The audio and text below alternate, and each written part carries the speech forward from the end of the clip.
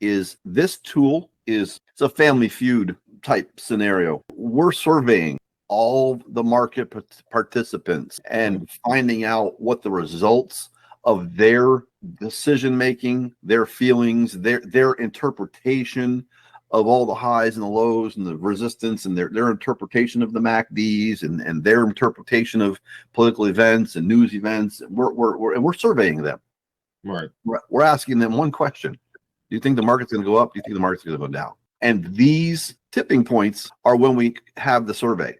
Like, okay, well, more participants in the market for whatever the reasons, the conglomeration of all of their analysis is the market's going to go up. They're like, okay, then we'll go up. These are the survey points that we mark off here. This point right here, we did a survey, and we, basically the survey didn't get submitted for us to process on the chart. The survey was done, but it didn't get submitted. And so the same thing over here. We don't survey at the tops and we don't survey at the bottoms because those are unreliable.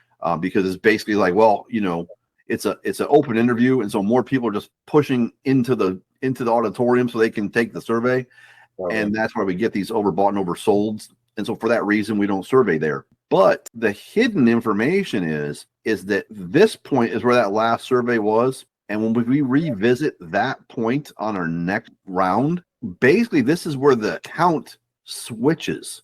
This is where the imbalance goes from it was going up.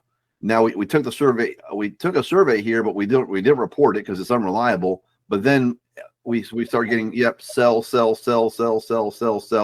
But we had 100 people. We had 100 people we were surveying every time. At this point in time, we're at 25 cells. We're at 30 cells, 40, 42 cells, 51 or 50, 49, and now we're at 51. We've crossed over. Out of that 100, more people are saying sell than they are saying buy before we conduct the next survey, which would be down here at the 0 mark at that crossover. That would be where you would get a signal typically. So this right here, you get that number, that's a 4.31, and then when you revisit and when you cross below that 4.31, that is the imbalance point right there. And it's not on this, you can't see it on the signal, but if you understand what's happening, you can see it on the tool. And that, I entered my first trade today on that move. I didn't enter because of one of these marks here and one of these marks here. Now I'm going to shrink this, and boom,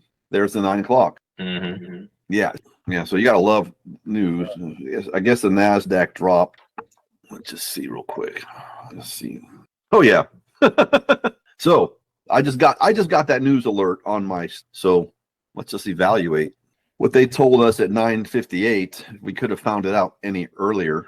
Oh yeah, there was a secondary signal at 9:28, so 30 minutes before it hit the wires. And oh yeah, I guess about 2 minutes before it actually happened. This is a 2-minute candle, and I think that's the thing. It shows how robust this is. You can just give me anything, and I, with a high degree of confidence, will be like, okay, let's go see. And no matter what instrument someone's brought to me, one way or another, we either had the signal or the deeper understanding of the system told us that. So watch this. Let me do this real fast.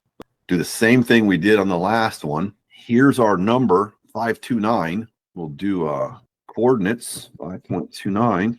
No, this is crazy. There it is right there. So actually that signal was, I could have used that hack and been 4 to 6 minutes ahead of what the wire is telling me. Yeah, we would have gotten that somewhere right. Just say we got it here. Just say we got it on this candle there. There it is. I wonder how many days we can spot this same move. Because if you could just trade this one a day,